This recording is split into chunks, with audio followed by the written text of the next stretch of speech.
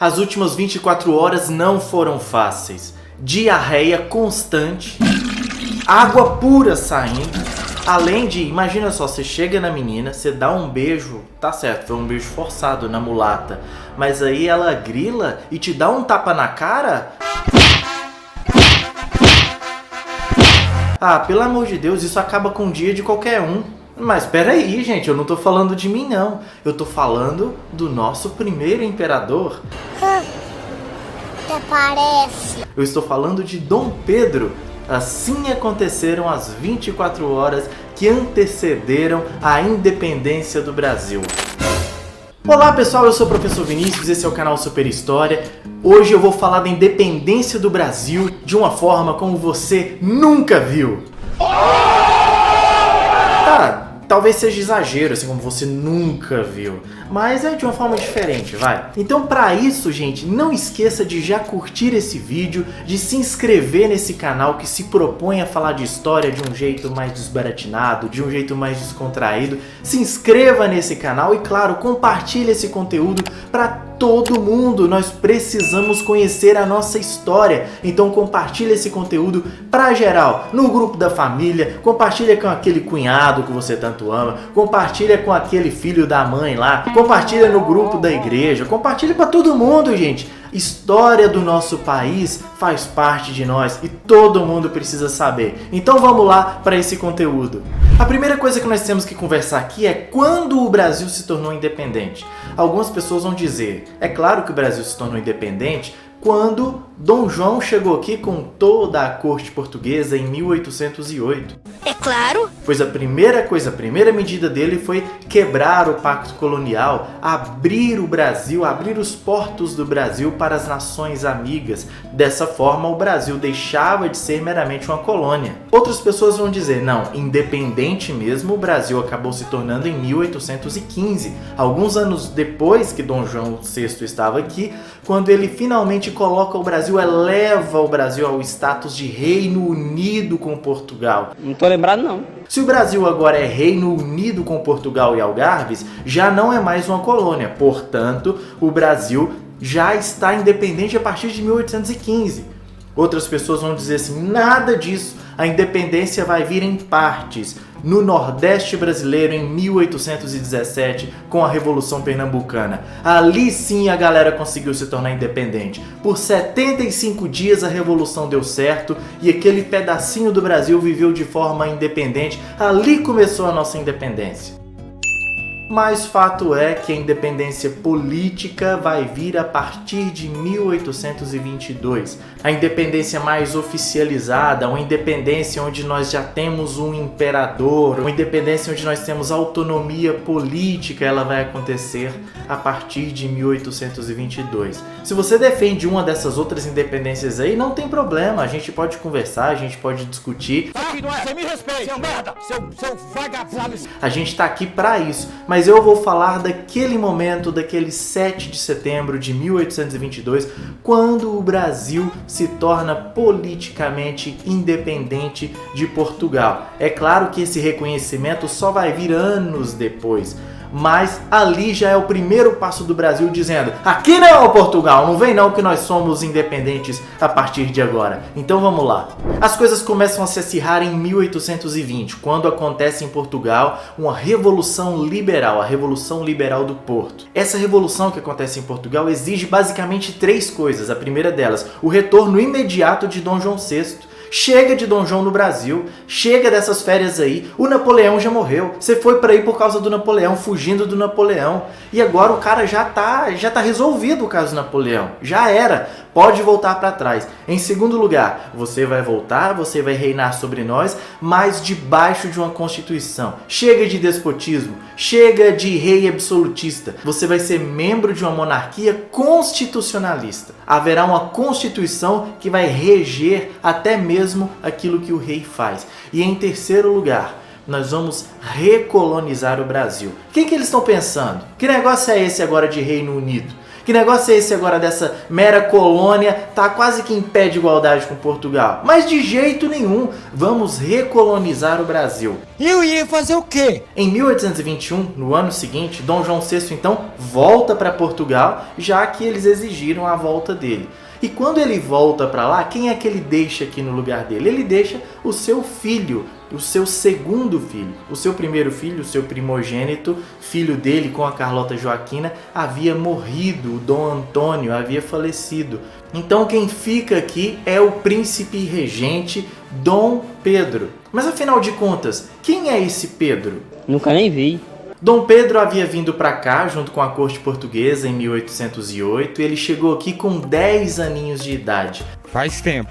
Aqui ele teve seus primeiros cavalos, suas primeiras amizades, suas primeiras mulheres. É ruim a gente falar isso, deixa-se uma má impressão, né? Foi aqui no Brasil que ele venceu seus primeiros desafios. Dom Pedro aprendeu a cavalgar, mas ele caiu cerca de 36 vezes.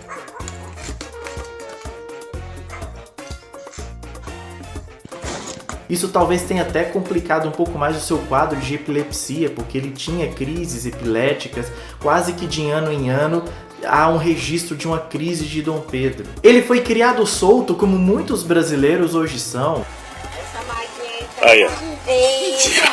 Vivia na rua, tomava banho pelado na praia do Flamengo. Ele vivia junto com os amigos, fazendo zombaria, chacotando das pessoas. Ele brigava de pau com os caras na rua. Naquelas cerimônias do beijamão, sabe quando os membros da monarquia têm que ficar lá com a mão assim para as pessoas passarem e beijar? O Dom Pedro, ainda jovem, quando era um adulto, beleza, ele deixava beijar a mãozinha de boa. Quando era uma criança, ele socava a criança. Ele era louco, ele era um cara criado solto, ele vivia em botecos, ele vivia em bares, ele arrumava mulherada, ele não se preocupava muito com o estudo acadêmico, ele era um péssimo poeta, ele não manjava muito de latim, entretanto ele era um excelente artista, ele esculpia bem e ele tocava todo tipo de instrumento. Dom Pedro tocava de tudo. Meus parabéns. Meus parabéns. Boa, meu amigo. E claro, ele tocava também instrumentos menos nobres, como por exemplo o violão, que ele aprendeu nas tabernas, nos botecos da vida com os amigos dele. Como eu já disse aqui, em questões morais, Dom Pedro não era dos mais quietinhos, ele era bem mulherengo, ele teve várias mulheres, além da esposa oficial com quem ele casou para fazer um pacto entre Portugal e a Áustria, a dona Maria Leopoldina, mas além dela ele teve outras mulheres, porque afinal de contas ele era o mais bonitinho da família. É interessante uma carta que o embaixador da França escreve em 1805, depois de ter uma reunião com o pai de Dom Pedro, o Dom João VI, lá em Portugal. Ele escreve o seguinte: como é feio, como é feia a princesa, meu Deus, como são todos feios, não há um só rosto gracioso entre eles, exceto o do príncipe herdeiro. E ele estava falando de Dom Pedro. Com exceção de Dom Pedro, todo o resto era horroroso na casa real portuguesa. É claro, a beleza é subjetiva. Talvez você olhasse para Dom João VI e para Carlota Joaquina e os achasse maravilhosos. Mas para os padrões de beleza da época, apenas Dom Pedro I era bonito naquela casa. E olha aí o Dom Pedro. E ele era o bonito, hein? Esse Dom Pedro, praticamente um brasileiro, criado aqui nas ruas do Rio de Janeiro, ele então vai ficar como príncipe regente. E aí em 1821 começa o processo de recolonização do Brasil. Que coisa absurda. Foram fechadas todas as agências, repartições públicas e tribunais de justiça estabelecidos aqui no Brasil depois da chegada da família real. Todos eles foram fechados. E claro, juízes, advogados, escreventes que ocupavam esses cargos, burocratas, todos foram demitidos. E como se não bastasse, as cortes exigiam a volta imediata de Dom Pedro para Portugal, para que de lá ele fosse enviado para Inglaterra, França, Espanha, para estudar mais. Afinal de contas, ele ainda não tinha estudo para ser digno do trono lusitano, ele precisava estudar melhor, ele precisava de uma melhor formação intelectual. Ai, que tudo pra ele. E eles exigiam que ele voltasse imediatamente para Portugal para dar prosseguimento aos seus estudos. Enquanto o Brasil lutava finalmente para entrar no século XIX como uma nação cada vez mais independente, mais autônoma, as cortes portuguesas queriam que o Brasil voltasse para o século XVII, na situação de colônia. Se cria vergonha na sua cara e vai se procurar trabalhar. E aí chegamos ao ano de 1822. E no dia 1º de janeiro de 1822, José Bonifácio, um homem de total confiança de Dom Pedro, entrega a ele uma carta onde os paulistas reclamam da arbitrariedade dos portugueses, daquilo que eles estão fazendo no Brasil e do desejo que eles têm da permanência do príncipe aqui no Brasil. É claro que os cariocas também pensavam a mesma coisa e começaram então um abaixo-assinado para coletar assinaturas de pessoas que desejavam que o príncipe continuasse aqui entre nós. Um pouco depois, uma semana depois, no dia 9 de janeiro é feita uma cerimônia ao meio-dia, quando esse abaixo-assinado com 8.000 nomes vai ser entregue ao príncipe regente, e aí fica aquela expectativa, todo mundo esperando dele uma resposta. Ele pega o abaixo-assinado, dá uma olhada, para por um tempo, não fala nada, medita, e então ele se coloca à vista e diz ao povo: Que cara mais engraçado. se é para o bem de todos e a felicidade geral da nação, estou pronto. Digam ao povo que eu fico. E esse momento ficou conhecido como o Dia do Fico. É claro, gente, que não dá para ter certeza de que foi exatamente essa frase que ele disse, mas foi essa frase que ficou famosa. Na verdade, na carta que ele mandou para o pai dele, para o rei de Portugal, falando sobre a permanência dele do Brasil, nem havia a palavra fico. Foi uma coisa muito mais disfarçada, muito mais tranquila para falar da permanência dele aqui. Ah, tá. Já no dia 11 de janeiro, a tropa portuguesa que se encontrava no Brasil tentou forçar Dom Pedro a voltar para Portugal. Não vai não! Ele não vai não! Mas com a ajuda da população mais a tropa aliada a Dom Pedro, eles resistiram às tropas portuguesas e Dom Pedro percebeu que poderia contar com o apoio popular para permanecer no Brasil. Após esses acontecimentos, Dom Pedro se aproxima ainda mais de José Bonifácio e de toda a elite conservadora do Brasil que haviam estudado em Coimbra, em Portugal, que tinham um pensamento mais conservador, mas apoiavam a permanência do príncipe aqui, e ele então, no movimento de aprovação, coloca José Bonifácio como um dos seus ministros. E isso vai ser importante porque na hora de tomar a decisão de o Brasil se torna ou não independente, José Bonifácio foi um dos caras que disseram: claro que nós devemos romper com Portugal e nos tornar independentes, junto com a futura imperatriz do Brasil, a Maria Leopoldina. Alguns dias depois, agora nós estamos no dia 1º de agosto, quando Dom Pedro decreta que toda tropa portuguesa que vier aqui para o Brasil sem o consentimento de Dom Pedro será tida como inimiga aqui dentro. Tô sentindo uma teta. No dia 14, ele vai para São Paulo para resolver uma crise interna na província e lá ele vai ficar até o início de setembro. Enquanto ele está para São Paulo, quem fica como a regente do Brasil é a Maria Leopoldina. Nossa, cara, tô nervosa. No dia 2 de setembro, a dona Leopoldina lê as cartas abusivas que chegaram de Portugal, chamando inclusive o príncipe regente de menino, menosprezando a figura de Dom Pedro. Ela, dona Leopoldina, de boa educação, da família austríaca, ela conhecia praticamente de tudo, de botânica até astronomia.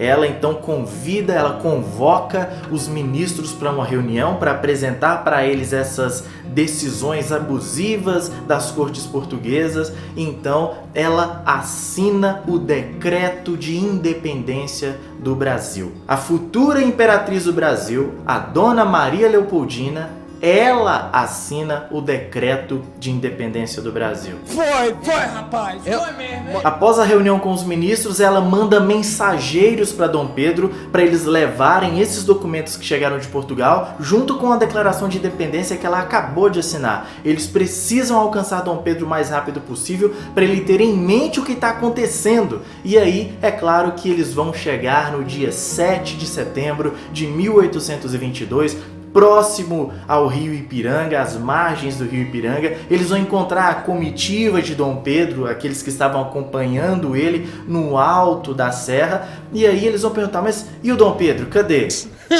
Tudo errado essas perguntas. E o Dom Pedro, coitado, tava lá de calça arriada, tinha acabado de poluir o rio Ipiranga, já era a 8ª vez na viagem dele que ele parava para dar uma aliviada, uma diarreia inacreditável. O grito do Ipiranga, na verdade, foi aquele grito de sai de mim!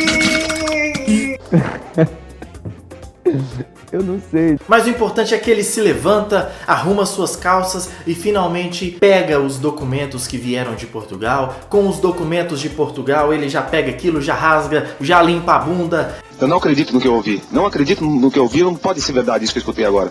Não, isso eu não tenho certeza, isso a gente não sabe.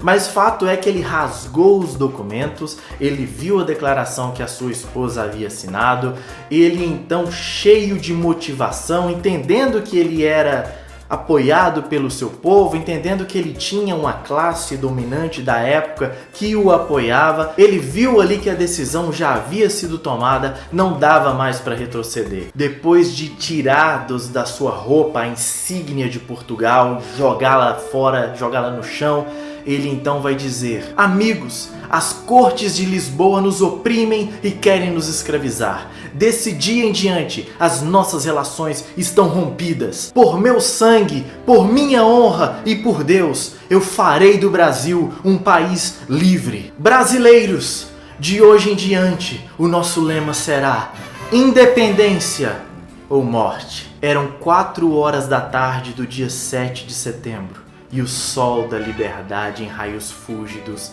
brilhou no céu da pátria nesse instante. Agora é viver a vida e salvar aqueles que são nossos, né? Depois daquilo, então, Dom Pedro voltou correndo para o Rio de Janeiro, mas peraí, claro, ele deu uma pausa, ele parou, teve um momento de amor com a sua amante, a Domitila, que depois se tornou a Marquesa de Santos. Ela é muito safadona, ela. Ele teve então um momento de amor para recuperar as energias. Agora que a barriga dele já tinha dado uma melhoradinha, ele foi para lá, teve um momento de amor com a amante. Que vergonha, hein? Que papelão. E aí depois, sim, depois ele voltou correndo para o Rio de Janeiro. Nem os seus companheiros conseguiram acompanhá-lo. A história diz que ele cavalgou por praticamente 5 dias ininterruptos. Haja mula, né?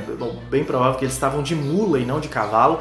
E aí ele chegou no Rio de Janeiro e foi recebido como um herói. Claro, agora era o futuro imperador. E isso vai se consolidar no dia 1º de dezembro, quando Dom Pedro, aos 24 anos de idade, vai ser coroado não apenas um rei, mas o imperador do Brasil. Porque ele não estava ali apenas por ser filho do rei de Portugal. Ele estava ali porque foi aclamado pelo povo brasileiro, pela classe, pela elite que apoiava Dom Pedro. Ele foi aclamado por aquelas pessoas e era agora o primeiro imperador do Brasil. E é claro que esse mesmo povo depois vai se decepcionar com Dom Pedro. Mas aí é um outro assunto. Aí nós vamos falar do primeiro período do Império Brasileiro, o primeiro reinado, que é o de Dom Pedro I, e isso fica para uma outra aula. Eu espero que vocês tenham gostado dessa explanação aqui do dia da nossa independência, um vídeo em homenagem à nossa independência agora, ao 7 de setembro. Não esqueçam de se inscrever nesse canal, não esqueçam de curtir esse vídeo, de deixar aqui o seu comentário. Vamos conversar mais sobre esse assunto e vamos seguir juntos aqui no canal Super História. Então, até a próxima!